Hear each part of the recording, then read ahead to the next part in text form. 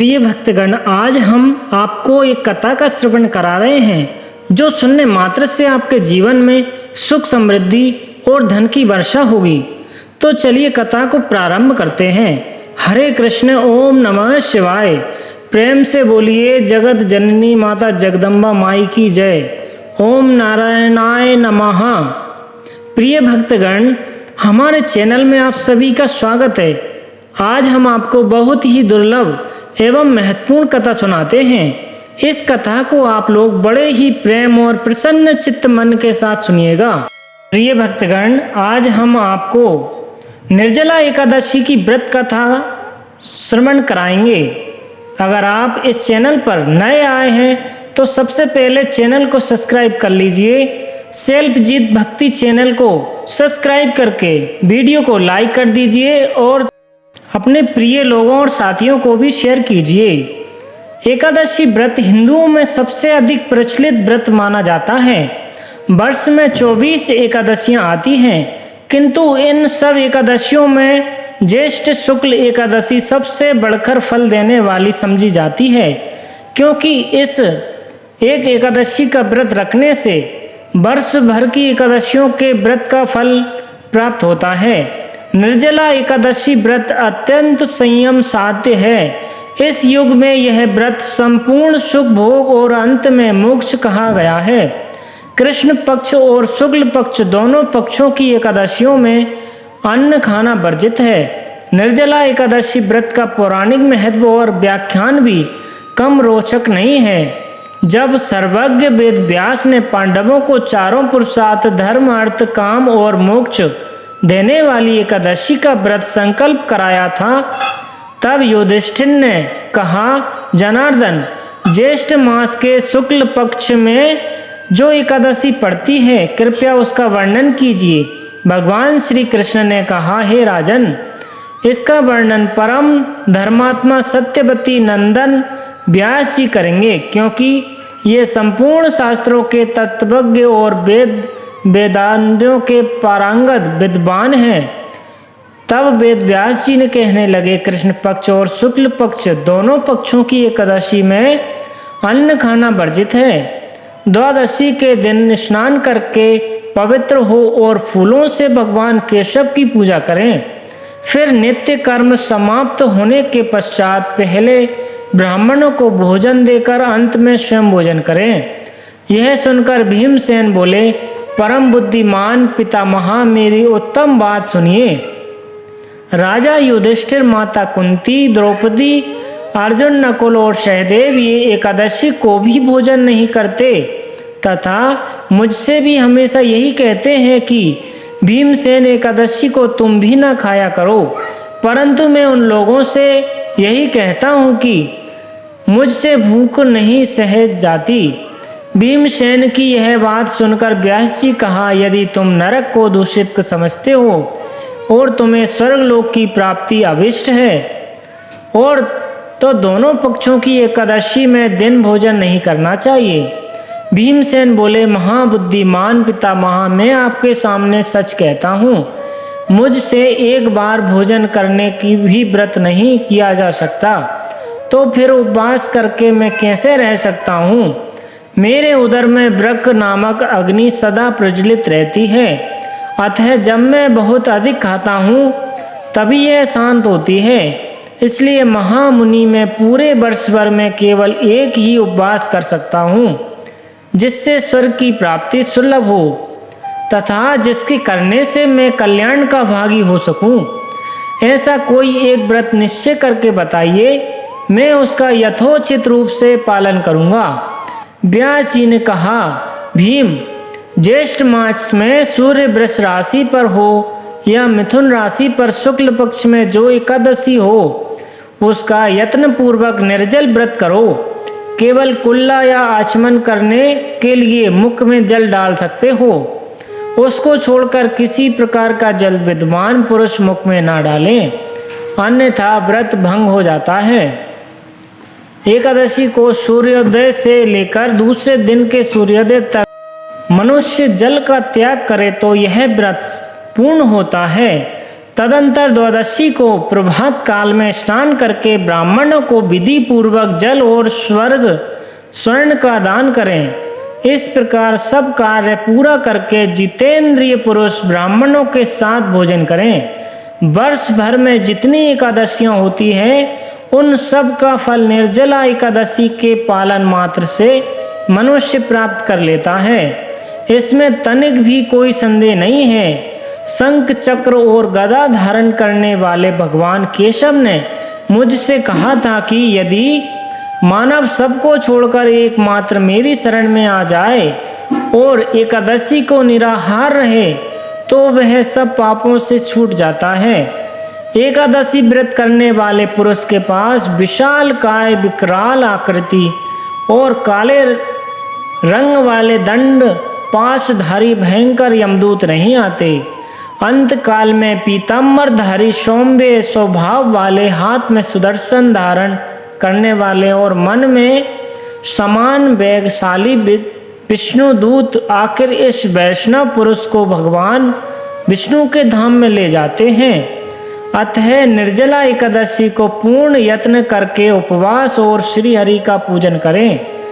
स्त्री हो या पुरुष, यदि उसने मेरु पर्वत के बराबर भी महान पाप किया हो तो वह सब इस एकादशी व्रत के प्रभाव से भस्म हो जाता है। जो मनुष्य उस दिन जल के नियम का पालन करता है वह पुण्य का भागी होता है। उसे एक एक प्रहर में कोटि कोटि स्वर्ण मुद्रा दान करने का फल प्राप्त होता है। सुना गया है मनुष्य निर्जला एकादशी के दिन स्नान, दान, जप, होम आदि जो कुछ भी करता है वह सब अक्षय होता है। यह भगवान श्री कृष्ण का कथन है। निर्जला एकादशी को विधि पूर्वक उत्तम रीति से उपवास करके मानव वैष्णव पद को प्राप्त कर लेता है। जो मनुष्य एकादशी के दिन अन्न खाता है वह पाप का भोजन करता है। इस लोक में वह चांडाल के समान और मरने के पर दुर्गति को प्राप्त होता है। जो ज्येष्ठ के शुक्ल पक्ष में एकादशी को उपवास करके दान करेंगे वे परम पद को प्राप्त होंगे। जिन्होंने एकादशी को उपवास किया है वे ब्रह्म हत्यारे, शराबी, चोर, गुरुद्रोही होने पर भी सब पातकों से मुक्त हो जाते हैं। कुंती नंदन, निर्जला एकादशी के दिन श्रद्धालु स्त्री पुरुषों के लिए जो विशेष दान और कर्तव्य विहित है उन्हें सुनो। उस दिन जल में शयन करने वाले भगवान विष्णु का पूजन और जलमयी धेनु का दान करना चाहिए अथवा प्रत्यक्ष धेनु या घृतमयी धेनु का दान उचित है।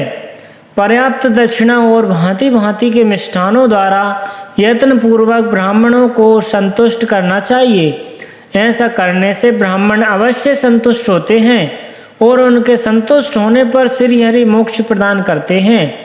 जिन्होंने शम, दम और दान में प्रतिबद्ध हो श्री हरि की पूजा और रात्रि में जागरण करते हुए इस निर्जला एकादशी का व्रत किया है उन्होंने अपने साथ ही बीती हुई 100 पीढ़ियों और आने वाले 100 पीढ़ियों को भगवान वासुदेव के परम धाम में पहुंचा दिया है। निर्जला एकादशी के दिन अन्न, वस्त्र, गौ, जल, शय्या, सुंदर आसन, मंडलू, कमंडलू तथा छाता दान करने वाले चाहिए। जो श्रेष्ठ तथा सुपात्र ब्राह्मण को जूता दान करता है वह सोने के विमान पर बैठकर स्वर्गलोक में प्रतिष्ठित होता है। जो इस एकादशी की महिमा को भक्ति पूर्वक सुनता है अथवा उसका वर्णन करता है वह स्वर्गलोक में जाता है। चतुर्दशी युक्त अमावस्या को सूर्य ग्रहण के समय श्रद्धा करके मनुष्य जिस फल को प्राप्त करता है वही फल इसके श्रवण से भी प्राप्त होता है। पहले दंत धावन करके यह नियम लेना चाहिए, मैं भगवान केशव की प्रसन्नता के लिए एकादशी को निराहार रहकर आचमन करके सिवा दूसरे जल का भी त्याग करूंगा। द्वादशी को देवेश्वर भगवान विष्णु का पूजन करना चाहिए। गंध, धूप, पुष्प और सुंदर वस्त्र से विधि पूर्वक पूजन करके जल के घड़े के दान का संकल्प करते हुए इन मंत्रों का उच्चारण करना चाहिए। संसार सागर से तारने वाले हे देव हर्षिकेश, इस जल के घड़े का दान करने से आप मुझे परम गति को प्राप्ति कराइए। भीमसेन ज्येष्ठ मास में शुक्ल पक्ष की जो शुभ एकादशी होती है उसका निर्जल व्रत करना चाहिए। उस दिन श्रेष्ठ ब्राह्मणों को शक्कर के साथ जल के घड़े दान करने चाहिए। ऐसा करने से मनुष्य भगवान विष्णु के समीप पहुँच कर आनंद का अनुभव करता है। तत्पश्चात द्वादशी को ब्राह्मण भोजन कराने के बाद स्वयं भोजन करें। जो इस प्रकार पूर्ण रूप से पाप नाशिनी एकादशी का व्रत करता है वह सब पापों से मुक्त हो आनंदमयी पद को प्राप्त करता है। यह सुनकर भीमसेन ने इस शुभ एकादशी का व्रत आरंभ कर दिया। तब से यह लोक में पांडव द्वादशी के नाम से भी विख्यात हुई।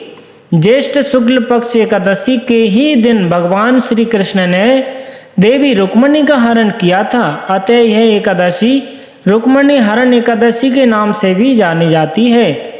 प्रिय भक्तगणों, अब हम आरती का श्रवण करेंगे।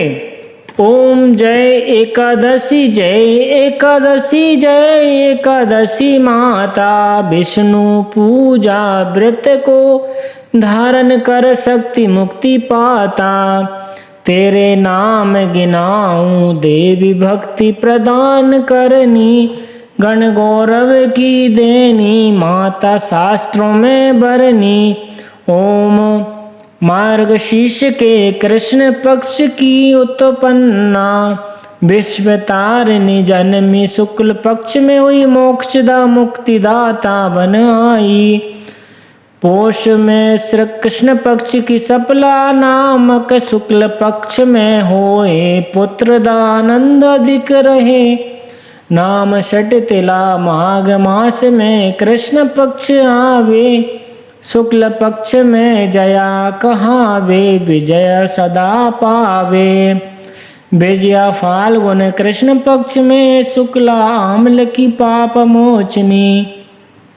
कृष्ण पक्ष में चैत्र महाबली की, चैत्र शुक्ल में नाम काम दाधन देने वाली। नाम वरूथिनी कृष्ण पक्ष में वैशाख महावाली, शुक्ल पक्ष में होए मोहिनी अपरा ज्येष्ठ कृष्ण पक्षी। नाम निर्जला सब सुख करनी, शुक्ल पक्ष रखी। योगिनी नाम आषाढ़ में जानो, कृष्ण पक्ष करनी। देवसैनी नाम कहायो, शुक्ल पक्ष धरनी। कामिका श्रवण मास में आवे, कृष्ण पक्ष कहिए श्रावण शुक्ल होए। पवित्र आनंद से रहिए, अजा भाद्रपद कृष्ण पक्ष की परिवर्तनी शुक्ला। इंद्रा आश्विन कृष्ण पक्ष में व्रत से भव सागर निकला। पापा कुशा है शुक्ल पक्ष में आप हरनहारी। रमा मास कार्तिक में आवे सुखदायक बहारी। देवोत्थानी शुक्ल पक्ष की दुकुना सक मैया। पावन मास में करो विनती पार करो नैया। परम कृप कृष्ण पक्ष में होती, जन मंगल करनी। शुक्ल पक्ष में होए पद्मिनी सुख दारिद्र्य हरणी। जो कोई आरती एकादशी की भक्ति सहित गावे, जन मुखरित स्वर्ग का वास निश्चित वह पावे। प्रिय भक्तगणों, उम्मीद है आप सभी को यह कथा पसंद आई होगी। अगर आप इसी तरह की पौराणिक कथाएं, भागवत कथाएं सबसे पहले अपने मोबाइल पर पाना चाहते हैं तो वीडियो को लाइक करके चैनल को सब्सक्राइब कर लीजिए। साथ ही कमेंट्स में ओम नमो भगवते वासुदेवाय नमः लिख दीजिए।